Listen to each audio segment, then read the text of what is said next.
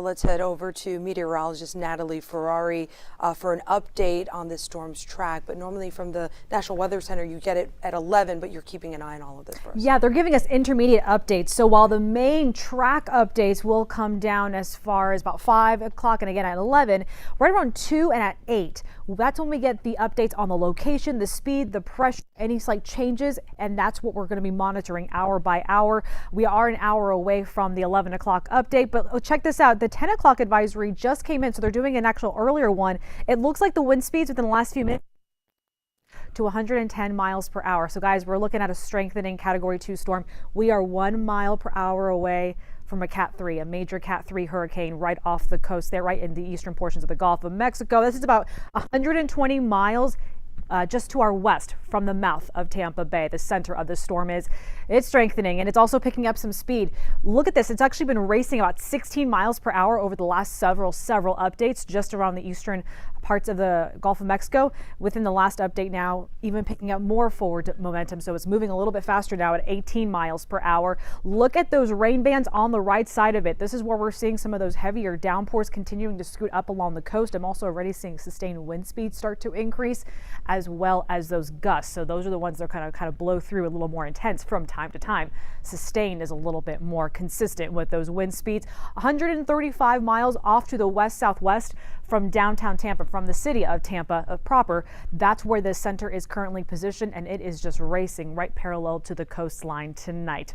So let's get a little bit of a better view as far as St. Petersburg is concerned, because I've been watching our wind speeds pretty closely over the past few hours here, and I will tell you right through the southern Pinellas County is where I've started to see those sustained wind speeds already starting to whip up closer to 30 miles per hour, gusts exceeding 40 to 45. At times we were even seeing peak wind gusts a little over 45 miles per hour earlier this afternoon, but we're getting another swath to move through, and some of those heavier downpours that are already pushing in with this band along the Gulf Coast do have the potential to produce tornadoes. So that is why there's already a tornado watch in place until 6 o'clock tomorrow morning. This is going to be a concern that will keep through not only this round of rain that's moving on shore along the coast right now, but even as we go through the overnight hours, we're going to have additional bands push on shore, which I'll show you in your future cast in a few moments. Let's take you down here a little bit closer towards Manatee and Sarasota counties. This is at first we were seeing that initial band push on shore, very heavy at times, starting to see a little bit of that trying to back off and dissipate. But what's happening is we are going from these heavier downpours to like a steady swath of light to moderate rain with a little less lightning involved. Some spots still dealing with some of those isolated strikes, getting a pretty heavy at times. But look at this, from southern Pinellas County down towards the mouth of the bay, even approaching downtown Tampa, we're starting to get some of those heavier, consistent moderate downpours holding on tightly. Back up through Pasco, a little on the lighter side. You just saw that live view with Shannon with her umbrella. She's right. She's going to need the rain jacket here any moment now. I will tell you, Polk County, Hardy, DeSoto, Highlands, the concern for tropical storm force winds has actually lowered. I don't think it's going to be exceeding 40 miles per hour as consistently as what we're going to see back out towards the coast. But she will get some of that rain whipping her direction, especially as we go through the next 30 minutes to 45 minutes out in Lakeland. But it's really back out towards about I-75 and especially to the west. That's where we're going to see a lot of those winds pick up some speed. Look at that sustained wind speeds in St. Pete just exceeding 30 miles per hour, gusts closer to 40, 45. And you'll notice these sustained wind speeds even further inland, they are picking up some speed, but they're nowhere near as significant, or at least as heavy as what we're going to be dealing with along the immediate beaches. Let me take you through your future cast, because this is midnight. The swath of rain that we're dealing with right now is just going to ride right up along the coast and kind of train behind it. We'll get some of those downpours to train and really fill in right immediately behind it.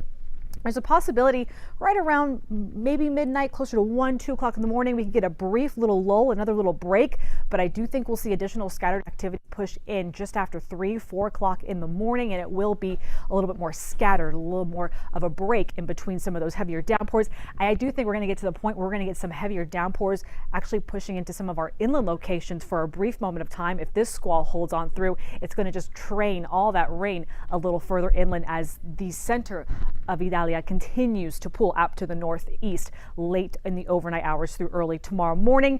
Going through tomorrow, It is going to go from downright windy to gusty, but we'll see those winds gradually dwindle down, meaning yes, we still have that onshore flowing going right before, or right ahead of the storm rather, and behind it, but it won't be nearly as strong as what we're concerned about overnight, which is going to be that 40, 50, 60 mile per hour wind gusts trying to surge all that water along the coast, which of course will be more significant the further north you go, the further north you are of Citrus County. By Thursday, we keep things a little on the breezy side, of course, but we'll see those rain chances become a little more few and far between. They'll break apart and become slightly isolated. So what's happening is we have the strongest the strongest winds, I should say, just within the center of the storm. It's about 20 to 25 miles from the center of the storm. Those are hurricane force winds, 74 mile per hour wind speeds or higher.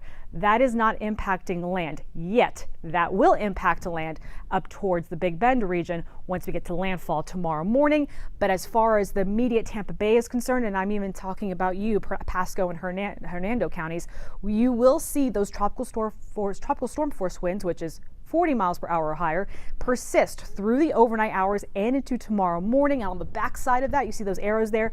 That is indicating that southwest wind that we're going to keep bringing all that water onshore, keep bringing that wind onshore. But as mentioned, with a weakening system pulling back out towards parts of Georgia and the South Carolina area, what's going to happen for us is we see those winds gradually dwindle down and it becomes a little bit less of a storm surge threat. We kind of start to recede with a bit of that water, and it still becomes more of a now getting ready to kind of pick up some of the messes that are left around because of some of those gusty winds we'll see from time to time, especially tree debris, any of those limbs.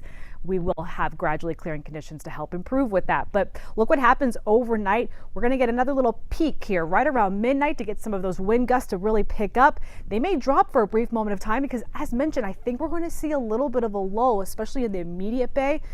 So I'm talking to you, St. Pete.